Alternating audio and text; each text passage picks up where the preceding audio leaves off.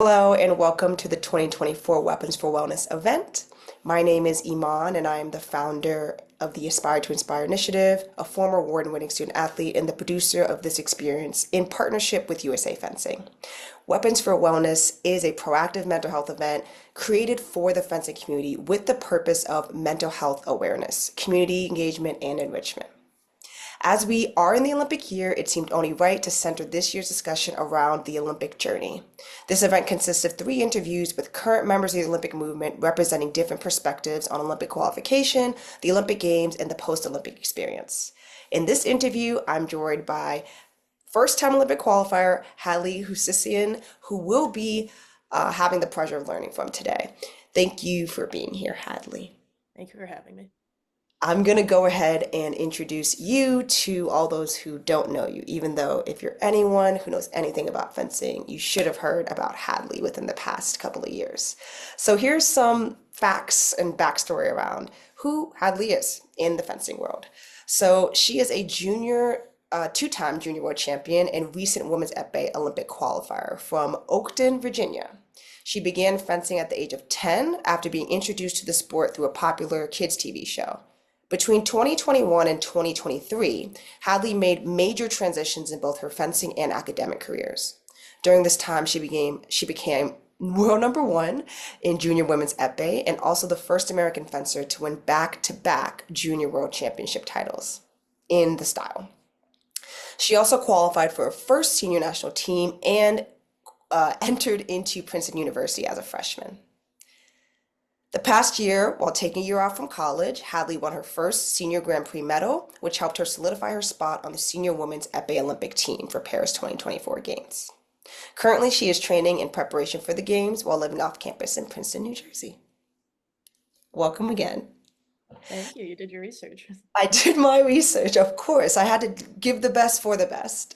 So, my first question is the kind of grounding question that I ask all the interviewees, which is just around your introduction to mental health, mental wellness, and specifically mental hygiene.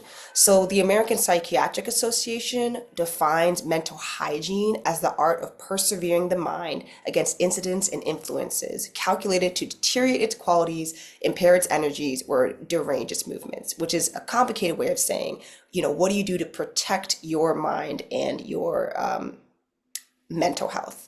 So first part, mental health in general, what was your introduction? Second part, the idea of kind of curating a space and curating an environment for yourself that limits the attacks or the negative impacts that things can have on your mental health. hmm I've only been very recently introduced to this concept of mental hygiene, but it's a term that I absolutely love. Is one that I might steal for myself moving forward. So I'd say I started really thinking about the impact that the psyche can have on the sport when it came time for this Olympic season to start and for me to take time off of school to focus solely on fencing because I had all this free time and I wanted to do whatever possible to be fully prepared and perform my best on strip. And so part of that was, of course, training as much as possible, but also using that time to mentally get myself where I needed to be in order to be at my best in the times of high stress that come with an Olympic year. And so this was the first time where I was started looking into like meditation, into visualization. I actually started with some sports psych, and I found it really beneficial in a season that's just like incredibly stressful. I'm sure as like anyone who's taken time off of school or not, but who has like such a big goal, like it can really be over encompassing and like very overwhelming in the day to day, especially with me not having the distraction of academics. So being able to take that time to sit with those emotions, to realize what I'm feeling and try to figure out how to prevent myself from just thinking about the Olympics all year and letting that sort of take over my life. Like I found this idea of mental hygiene and of um, really settling down and like in the times where I'm not practicing and competing, like I found that to be very beneficial. Yeah, I love what you talk about understanding or being able to realize what you're feeling because it's an interesting thing. We think that we don't really talk about the capacity to identify what you're feeling. And I know in Olympic trial season where there's so much going on, that can even be a challenge, even knowing what you're feeling to know what to do about it. And I like how you mentioned like a formal way of supporting your mental health, which is maybe seeing a mental health professional among, other strategies that people might implement. I'm gonna bring us back. So you said this was kind of the first year that you really engaged in proactive mental health measures. Let's go back to 2021 because, at that time you mentioned that you can oop. Okay, we gonna take a pause. I messed up. Let's go put the camera there. There was a little bad joke. Okay, and we're back. This is why we love pre-recording. This is why we love pre-recording. So I'll start again. So So, yes, I love how you mentioned identifying your feelings because that can be an obstacle before the obstacle, which is maybe addressing them. And then also how you formally sought out mental health resources through professional work. That's something that I know a lot of professional athletes do, and a lot of college age and beyond athletes are able to have access to through their universities or through other resources. So that's definitely something that I love that you were able to highlight. My next question is going to bring us back to 2021. So, I previously mentioned how you began to succeed or had like increasing success around 2021. And there were major life changes in that time too. And you continue to dominate nationally and internationally in the junior events while also beginning to compete in senior events as well. And on top of that, you entered into college later at Princeton, which came with numerous NCAA tournaments during the season, which all overlapped and also an intense academic load. My question would be, did you have any fears or reservations prior to becoming an NCAA student athlete? Also, what did you do logistically to try to manage that new load with your old load? Um, and also, did you face any challenges when you got onto campus? And I guess how did you resolve those, or how do you plan on continuing to resolve them when you get back onto campus? Yeah, I'm sure a lot of people can relate to the difficulty in balancing academic goals with your athletic pursuits. And it certainly was difficult, like coming to campus for the first time and having all of these classes where luckily I came from a high school that was pretty flexible with my fencing obligations, but at Princeton they were a little more wary of taking time off or having to rearrange exam times just with it being like a bigger like a university. It was going to be more difficult. So that took some planning with to talk with my professors ahead of time to try to arrange with the school to be able to go to all the competitions I needed to. And then also adding along like collegiate events on top of like my pre-existing like individual goals as a fencer. And it was definitely tough. Like Princeton's a hard school, and like getting through a day of classes and then going to practice, and then sometimes going into New York after that practice to keep training, and then like getting back and doing homework. I'm sure that's something that a lot of people like they understand. It's sort of a grind sometimes, but it's one that I was happy to do because I do love the sport, and it just took like sort of like a bit of time management to be sure. And it could be stressful at times in terms of its impact on my mental health, but I also just found college to be such like a wonderful social experience that like being around friends and having that more flexibility with my schedule, I still found myself like very happy every day to be doing what I was doing. And I'm just grateful for all the opportunities that I had while I was enrolled and also the ones that I had this year on taking a gap year. Like I think like I'm one of very few who's lucky enough to be able to do that. So it's like always good to keep that in mind that even in the moments that it's tough, like I chose this life, and it's like I'm very lucky to be able to go to the school of my dreams and be able to travel internationally and like meet all these cool people and have all these great experiences. So just keeping that in mind as a matter of perspective and in the times where it's a little tougher has been a big help. Yeah, so you're saying, you said gratitude. You mentioned gratitude at the end being like a really big thing and social support, so the people around you. So that was a kind of added benefit, I guess, to the environment, despite the added load that you experienced. And then also you said you reached out to create an environment that would be more supportive. So high school did it for you, but now in college, you then went ahead and tried to facilitate an environment that would be easier for you to manage. So yeah, that's awesome. You had like a couple things in there that you were able to maneuver together to make it better for you in terms of load and pressure and stress. Um, my next question is around the cycle itself, the Olympic trial cycle itself. So, you just competed your first Olympic qualification cycle. And while many people argue that the Olympics may even start 4 years before the games, the official qualification period is nearly 12 months long, with sometimes up to 15 national international qualification events, depending on what year you're in. What the FIE determines is a qualifier, and the USA fencing, determines as a qualifier that cycle. The question for you would be, how did you sustain your motivation over such a long period of time? And what were some of your mental and physical obstacles that came with such, a long and grueling competitive cycle with such high stakes? I know you talked about it a little bit in the beginning, um, you know, reaching out for, a little bit of support through professionals, but what was that general experience like, and kind of what drove you to even want to do that? Hmm. I think the first I had really thought about seriously pursuing the Olympics for the 2024 cycle was actually on my official visit at Princeton, which would have been in the fall of my senior year of high school. So like really not too long before I actually ended up taking the year off. And I remember visiting the team, and Zoltan Dudas, our head coach, he made mention of how I might want to like take what would have been my sophomore year off in order to train for the Olympics. And that was sort of like I just hadn't seen that coming. And of course, I think most fencers have that dream of one day going to the Olympics, but it like putting a timeline on it and having it be so nearby was sort of a lot to handle in the moment. So I almost kind of refused to think about it. And even like when I got on campus the next year and I was having success at senior, I was still like hesitant to fully verbally commit to that.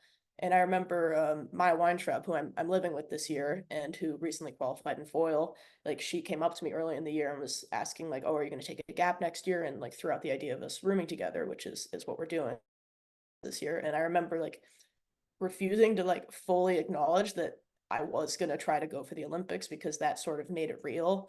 And like I kind of wanted to delay that stress of just like saying I wanted to make it and then having the chance of failing as long as possible. But when I like signed a rent release on my apartment, it was kind of time to admit that I was going to be not living in campus. I was not going to be taking classes, and I was fully going to be pursuing this goal of mine. And like it was tough. Like it's just waking up every day. Like it's hard to avoid thinking about what happens if I fail. And like I would go down these rabbit holes of like, oh, this year will be a failure, I'll have like wasted a year away if I don't do this, I'll be letting people down, like my parents who supported me, because I had so many people in my life that were just so overwhelmingly supportive. And I was like, I really like, I want to do this for them as well as myself, and I also want to prove to myself that I'm capable of such a feat. So like that could be tough, especially up to the end, because it is 12 months of just like training every day, competing. And then it like that last like maybe month before it became official, I was just like so anxious for to finally get to that last competition and just have a definitive answer as to if I could do it or not. And so like it was really tough, and I did have to rely on like picking up new hobbies, spending time with friends, like making sure that in the hours where I wasn't actively training or competing, that I was allowing myself to have that recovery time, both physically and mentally. Yeah, so it's interesting you say that kind of your community both helped alleviate some of that pressure, but then also created some of that pressure for you as well, just I guess based on your values and what you see for yourself, right? Sure, yeah, in a supportive sort of way, I guess they maybe did add a little bit to the pressure. But it just made it was like, it seems like what you're saying is their support would make making it so much greater because you did it with them, but then the idea of not fulfilling what you believe, you're capable of, what all these people are saying you're capable of, also created a little bit more of that fear for you, that stress for you. Mhm, It's like, it's complex. It's mhm. it's not like straightforward. Um, My next question also has to do a little bit with looking forward now into the Olympic Games. You qualified, but there's still the Olympic Games left. You have a couple months before you actually go to Paris and compete. Some might say that the past 10 years of your life you've been preparing to become an Olympian. Some might say that, like you said, like the last 2 years, or maybe even just this year, the last couple of months, you fully allowed yourself to make a concerted and conscientious, dedicated statement and effort of, I'm trying to make this team and do this thing. But now that you've officially made, the penultimate step of qualifying, what is your mindset now? Has it shifted from when you were trying to qualify to now when you're trying to compete? What are some maybe of the goals or fears or strategies that you are now trying to implement as you're getting ready to actually perform at this games? And finally, how are you planning to mentally prepare yourself for this big event? Yeah, it's an interesting question, and it's one that I had an interview with my high school newspaper, and they asked me something similar about like, what are you looking forward to most at the Olympics? And it actually sort of made me pause because I realized I had put so much effort and thought into like that step of qualifying that I wouldn't really like that became such a big goal in my mind, and also the superstition of like not wanting to think about, oh, when I get there, if I get there, like just fully committed to that one goal that like when I was asked that, I almost had to pause. And I was like, oh, like it still hasn't entirely hit that I will be attending and participating and competing at such a large event. So it's one that's I think I need to continue to give a lot of mental thought to as to how I want to approach it, like the mentality that I want to have out there. One I'm very excited for to be sure, but um, in terms of training, like we just got back from our national championship, so the team's been finalized. So moving forward, we're gonna like we have a better idea of what it's gonna look like for us, but it's like it's still gonna be a lot of progress. And there's every day I'm taking note of my mistakes. I'm like trying to have focus in terms of like how I want to approach every day, but it's this is a new step for me. Like I've never had this experience before, so it's kind of a learning process every day that I show up at practice to see like what steps I want to do to improve myself. Yeah, and I know you've qualified for a senior team before, but it's a little bit different now because the qualification period, despite having higher stakes, was the same. But the Olympic Games is something that's completely different from any other tournament that you've really competed in before, right? Yeah, absolutely. Yeah, so that's going to be interesting to see how you're able to kind of navigate that and find a solution to the stressors that may come up. And I'm excited for you. And also, you said you just came back from national championships where you won the national title. Congratulations. Thank you. Need to make sure to say that. Um, and you mentioned your interview with the Princetonian, and I kind of want to touch on that. So, in that interview, you spoke about the realities of team dynamics and what ultimately is an individual sport. When speaking about your professional fencing career, you stated that as a member of Team USA, our coach has the expectation that we go to the venue and support all Americans who are still in, meaning in the tournament, if you are not currently in the tournament. But at the same time, we're still striving for the same goal. You also mentioned the significant support that you've received from your teammates at Princeton, mentioning your relationship with Maya, who also is an Olympic qualifier, and the team's response to the moment that you qualified. What are some of the challenges you currently face or have overcome while managing being a supportive team member, but also having your own individual aspirations that often conflict with those of others? And also, how do these communities and team dynamics help support your mental hygiene? Because I know you mentioned a lot, even in this interview already, about how um, it's kind of an added benefit for you more than it is something that might take away from, your happiness and your peace. Mhm. Yeah, it was definitely an interesting sort of thing to experience having some of your biggest supporters and your biggest friends because fencing's such a close-knit community and it's such a small community that these people who I suppose were my competitors in a sense were also like some of my favorite people in this world. Um, so it was interesting and it's like, everyone says like enemies off, strip friends on, and I think I saw that in terms of like the maturity that a lot of people were able to have in terms of like I would have like a tough loss, and then one of the people who was like neck and neck with me on the points list would pull me aside and like talk me through it. And I thought that was like really an incredible thing to have. So very grateful for them. And that was definitely like something I tried to do as well. And it could be tough at times because like you were aware of what you needed to do and also unfortunately what others needed to do for you to get that position. So it was I think like it taught me a lot about how I want to conduct myself, like seeing how other people were able to manage that. Like I thought that was something really special. And it's always interesting having at tournaments like one day that you'll all be competing individual and focused on yourself, and then the next day you'll be reunited again as Team USA and have to strive after those same goals. And I think it's great that Natalie is like fostering such our national team coach Natalie Dozer is fostering such like it's so important to her that we have a good team environment, so that like we see that through like team dinners, we see that through that expectation that we all come and cheer. I think that's a fantastic policy. Like we have weekly video analysis sessions. Like I think that's really been important to not like have Team USA fracture just because it's Olympic season and everyone's getting a little stressed. So I think that's been really great, and it's been one of the things that helped me get through this year, like not having all of my friendships fall to pieces just because we have the same goal. Like I thought that was really great. And it was something that I wasn't sure how that was going to turn out going into this year because it was a new experience, but it was again another experience that I'm really grateful for having reached the end of the qualification season. Um, Something I want to highlight about what you said is there was multiple levels of positive reinforcement, it seems. Like the coach kind of reinforced this positive communal environment.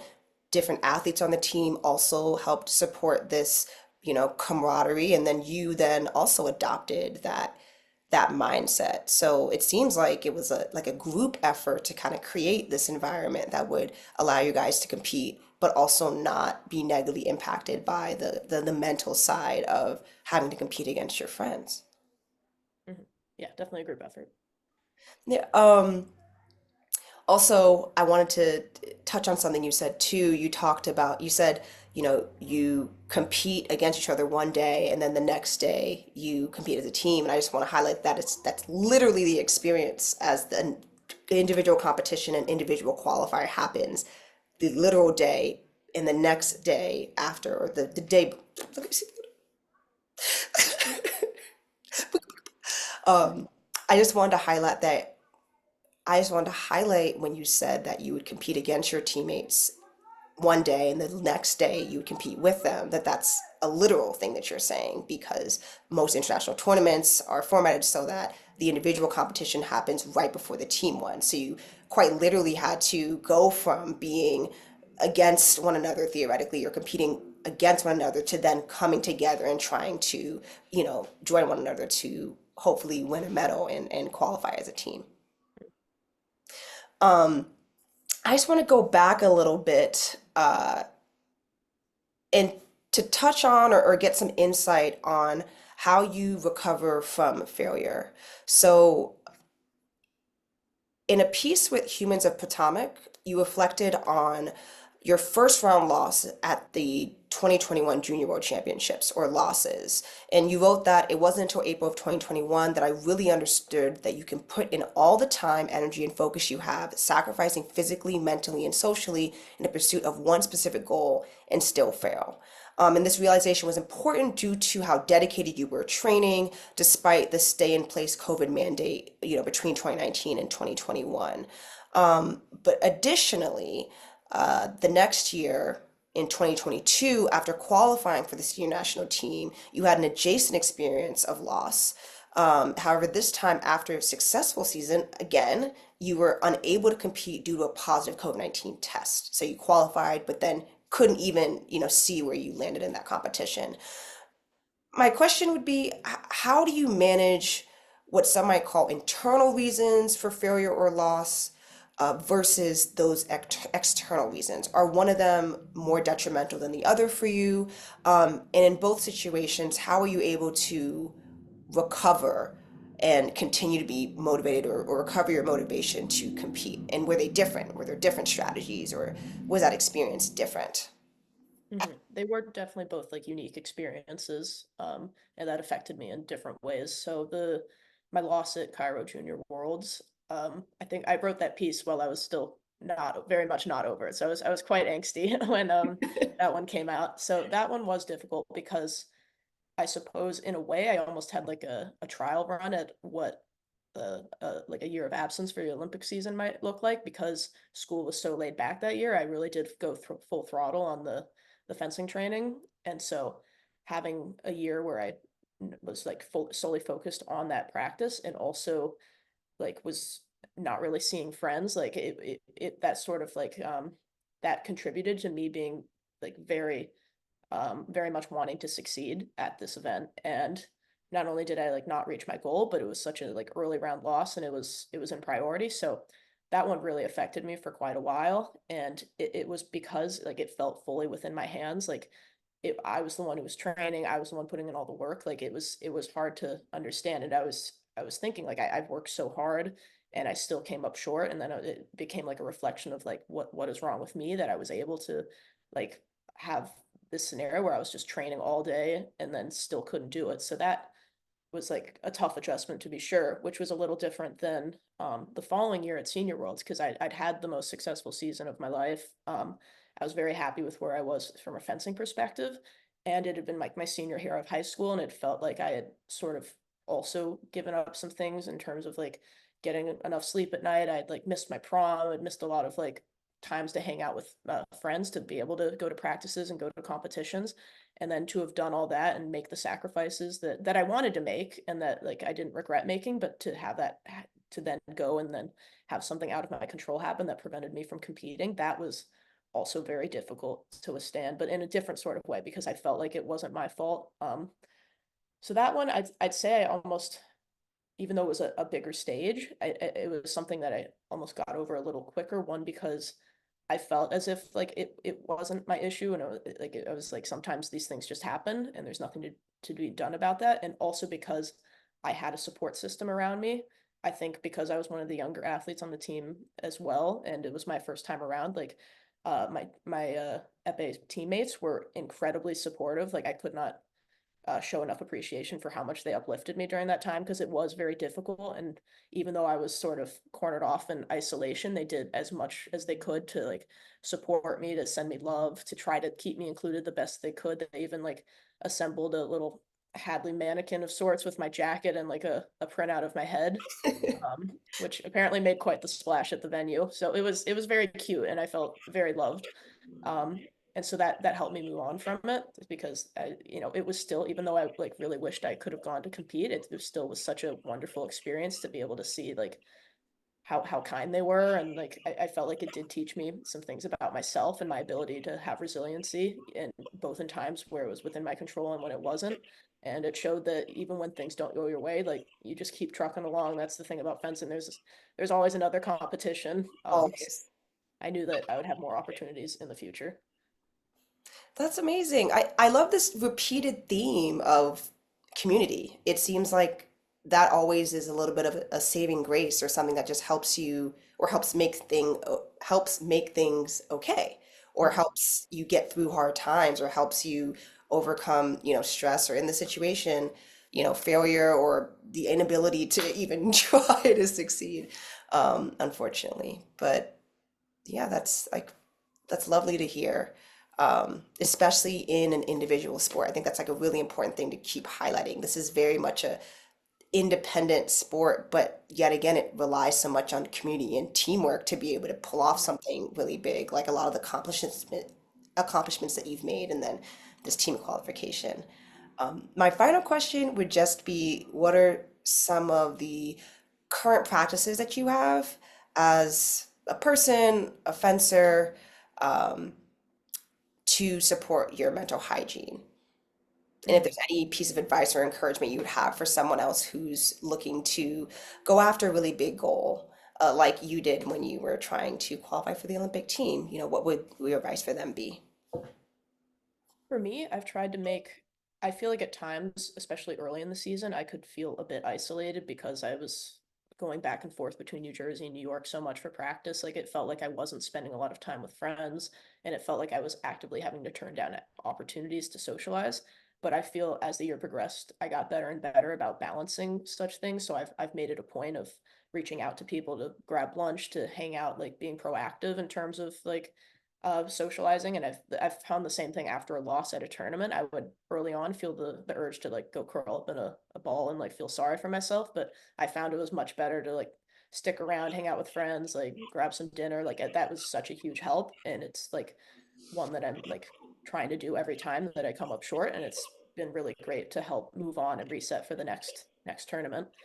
So that's been big. And then also like talking to people, both like a few close friends or like even a professional about like in times where I'm stressed and times where I'm happy, like being able to have those discussions openly with those I trust, like that's also been a huge help. Um, and then something else that I did have some trouble with this year was like when to turn it off almost.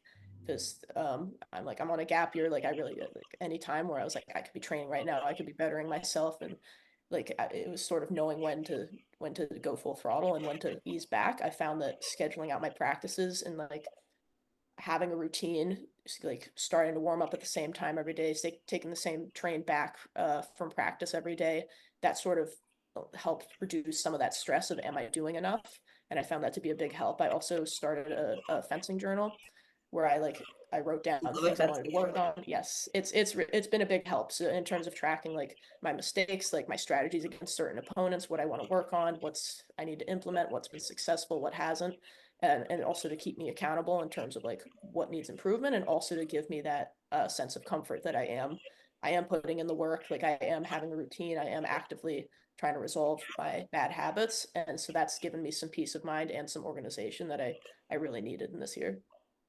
Those are great tips. So we have journaling, hanging out with friends, keeping a routine, all those things. And like you said, formal or informal help. So going to someone who is having a degree in helping people through their emotions, or going through a friend who has a degree in supporting you and helping you because they know you best. Mhm. Um, that was my final question for you. You were an excellent interviewee. Thank you so much for speaking to us and giving us your insights and perspective on the Olympic qualification period and mental health and mindset. My pleasure. Thank you very much.